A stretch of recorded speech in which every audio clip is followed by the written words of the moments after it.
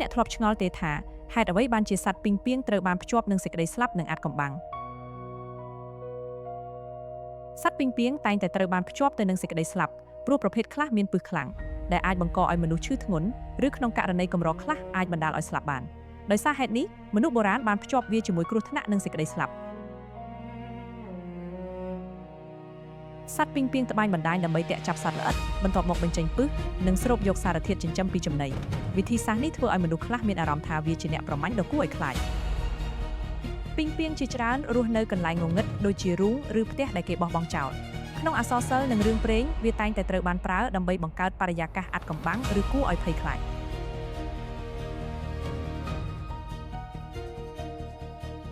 នៅក្នុងវប្បធម៌ខ្លះជាពិសេសនៅអឺរ៉ុបសម័យមជ្ឈិមអំបញ្ញរបស់ពីងពាងត្រូវបានប្រៀបធៀបទៅនឹងអន្ទាក់ដែលអាចតំណាងឲ្យការលបួងការចាប់ជាប់ឬអំពើអាក្រក់ដូច្នេះវាក៏ត្រូវបានភ្ជាប់ទៅនឹងអារក្ស The Devil ក្នុងការបកស្រាយសាសនានិងសិល្បៈមួយចំនួនទោះជាយ៉ាងណានេះគឺជាការបកស្រាយតាមជំនឿមិនមែនជាការបង្រៀនជាផ្លូវការរបស់សាសនាទាំងអស់នោះទេ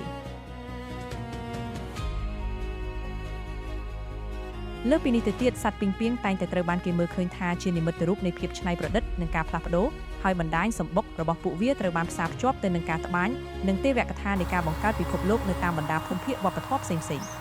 គួរបញ្ជាក់ថាមិនមែនគ្រប់វប្បធម៌សុទ្ធតែចាត់ទុកសត្វពីងពាងជានិមិត្តរូបនៃសេចក្តីស្លាប់ទេ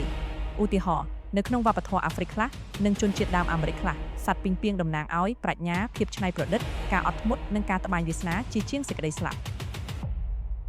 ប្រសិនបើអ្នកចូលចិត្តវីដេអូបែបចំណេះដឹងអំពីសត្វវប្បធម៌និងការពិតគួរឲ្យចាប់អារម្មណ៍សូមចុច Like Share និង Subscribe ដើម្បីគាំទ្រ Channel